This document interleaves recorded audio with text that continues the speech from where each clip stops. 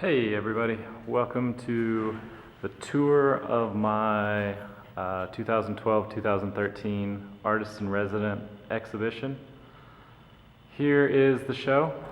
Here's the space that I'm sharing with these wonderful people. Over here we have Ariel Bowman's work.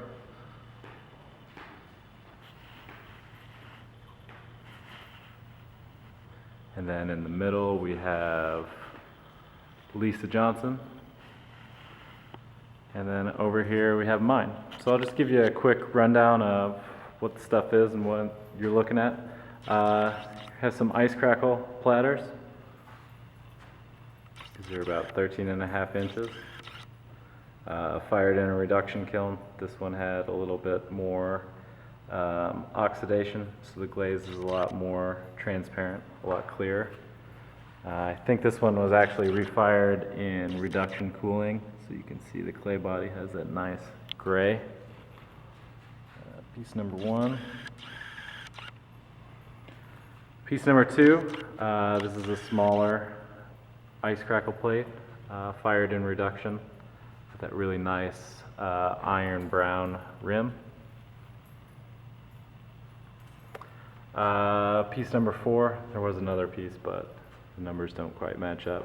Anyways, piece number four, this was twice fired. This has got a really interesting, really deep kind of surface. And what I did was I fired it in the first firing, and it looks pretty similar to that. The crackle pattern wasn't quite what I was looking for, so I reapplied the glaze, and then in the process of that glaze drying out before it went into the kiln, it started to dry and it started to pull apart. And then during the firing process, the carbon trapping from body reduction stained. So it's got this really rich surface. Here's a cone 6, kind of a blue, cobalt blue. This is out of a reduction cooled kiln. This is actually a Teapots glaze, if you believe that.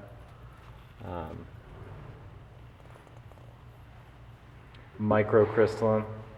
Been getting this Teapots to turn green.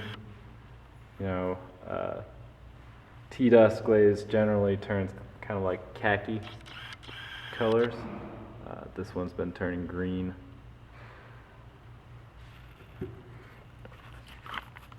Another ice crackle. This one had a blue underglaze underneath it. Teapot. I love this thing so much. It's got a black slip underneath it. And you gotta love these fat drips. I love them anyways. Let's see if I can get this focus to work a little bit better. There we go. And this one had some overspray with rutile. So you've got a nice field of like green iron crystals, and then you've got some little blooms of rutile action. And this is reduction fired. And you've got this really nice black textured clay body. Some soda fired bowls. For the past several months I've been playing a lot with spraying glazes. This is a Teapots with angel eyes, which is the name of a 1, 2, 3, 4 base with rutile at 5% and iron at 4%. And then Stephen Hill's Strontium Crystal Magic. I don't know if it's his glaze, but it was left over from one of his workshops. I like these a lot too. Those are mine. This was from our show card. This was also in my graduate school portfolio. Some sprayed oxide saturate slip, which gives it that blue. Great rim on this one. It doesn't really want to focus, does it? Soda fired whiskey bottle. This is a porcelaneous stoneware. Don't tell anybody, but this is the reclaimed slip that the students throw away that I just reconstituted. So it's basically a mixture of everything, a little bit of everything. Got a nice cork, totally functional. Raku fired base, and then 2 shot glasses with a Shino liner. This middle grouping was a collection of kind of stoneware from various soda firings. Some glazes. Really like these bowls over here. You know, really interested in the soda and how it affects the glazes and how it bleaches things out. This piece was out of a firing that was really slowly reduction cooled. So the glaze is kind of crystallizing a little bit. Kind of standard soda fired shot glasses in a nice little Raku fired tray. This bottle, I think it was fired twice, but I just love the halo that happens from the rutile. And then this iron saturate, it's Ohata khaki. Lots of underlaps and overlaps and lots of soda and lots of time and temperature. And this piece, this was, I think, everyone's favorite. At the opening, I asked a lot of people what their favorite piece was. Everybody pointed to this one. That bowl in the middle with the glaze dripping everywhere. So what happened was, this was at the top of a kiln, top of a soda kiln, and you can see this nice little blemish here. The whole thing collapsed at 2300 degrees, and this thing went from this to this at 2300 degrees, which was about cone 10, which is where the glaze is at its most fluid. And this pool of glaze that was in the bottom went wah, and you can see where it started to bubble and boil and just kind of churn around in there. I think this thing was going to be awesome anyways, but now it's just beyond amazing. Again, everybody commented on this, and I called it a success from a failure. Some other soda-fired stuff, got a sake bottle. These little cups were fired upside down. This was fired on seashells that I found in Palm Beach. Jar. This is my red stoneware. This is some ash glazes fired in soda kiln. Tags here. It doesn't want to focus there. This piece, or these pieces, 5 cups from 5 different soda firings. I think this year I fired our new soda kiln like 16 times. These were all the same clay. I think this and this had a different, this one too, had a different Shino. These two are Malcolm Davis Shino. But yeah, you can see different effects of different recipes of soda. Some sprayed, some put in burritos, some put in with like Gail Nichols' plaster method. Different atmospheres, different firing schedules, hold, different cycles. You know, it's hard to believe that this is exactly the same unglazed clay body out of 5 different firings. These things I love. These were the result of some experimentation with oxide saturate slips. And what I did was I mixed up these slips and dipped my test tiles, and then I had the idea of just making 8 little bowls and then spraying this glaze on them. And so not food safe and not functional, but so interesting and cool. And I call these Palasite, because if you've ever seen Palasite meteorite, it's like an iron nickel matrix that holds all these olivine crystals, these gems, and people cut them open and look inside. And this very much reminds me of that. This one too looks a lot like a Palasite, especially with this like gunmetal edge. Not at all food safe, but there we go. Now it's focusing.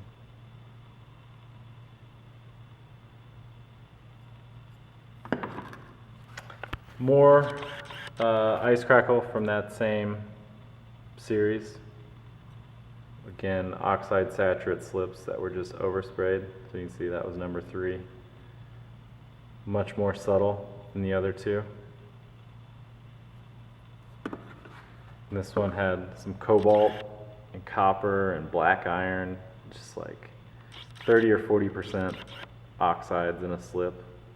And then just my ice crackle, just my clear ice crackle glaze, just like the first piece I showed you. And then these 3 gems were kind of the best of the entire year.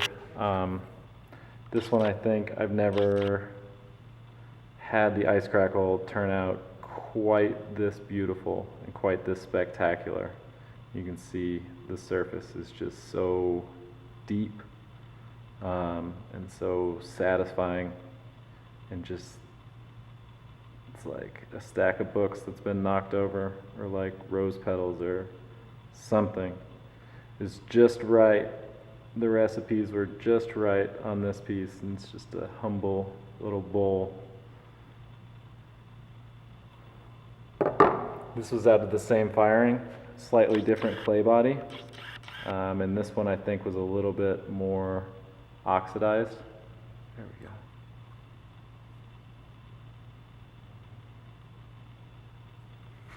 we go. And then this was kind of the classic, the standard recipe that I was using when I came in. This is what I kind of discovered in undergrad and started firing. Really nice rim, that iron brown. And then this has got a little bit of bone ash and zircopax in it to opacify it a little bit. Then these don't. Then some porcelain. This is an oxidation fired porcelain, fired to cone 6. It's mason stain that gives me the color. But it's in a base recipe that is so similar to a cone 10 porcelain in Celadon that I fool people all the time. And a Raku fired tray, I actually wedged in coffee grounds to give it that texture. I love the way it looks. It looks like a soft brick or something. You can see those. Here's my pineapple jar. This happened right at the beginning of the year. Oxidation fired porcelain, fired over several firings, using lots of commercial and uncommercial slips and glazes and underglazes, and just building up and building up and building up.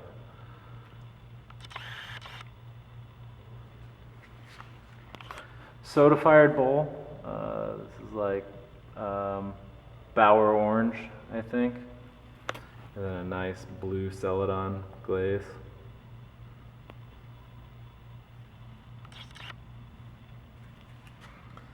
And then some oxidation fired porcelain, Raku fired tray. Love that tray. It's got a nice foot on it. A set of 8 glasses. Subtle difference between the green and the blue. It's fantastic. And this bowl, it's actually terrazzo glass that has been sandwiched in between layers of the glaze. And you can see it's the yellow, the same yellow as the teapot on the outside, but then it's like this electric green on the inside, which is just from different mason stains. And then this terrazzo glass, it's like chunky frit that a student gave to me. So I sprayed a glaze and then glued that on with Elmer's glue and then sprayed over the top of it. You can see where it really flexed at the bottom. There's like a pool. Then it kind of mats out on the edges. Pretty interesting.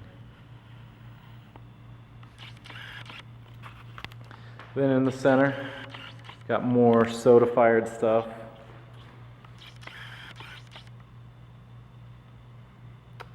Just these kind of cereal bowls / soup bowls.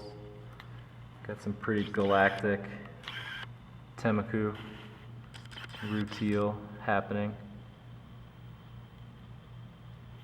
And I love where the soda bleaches out that Temuku. Unglazed on the outside.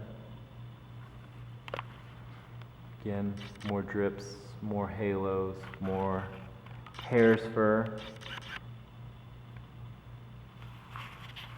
And then the Soju service, which is really bright.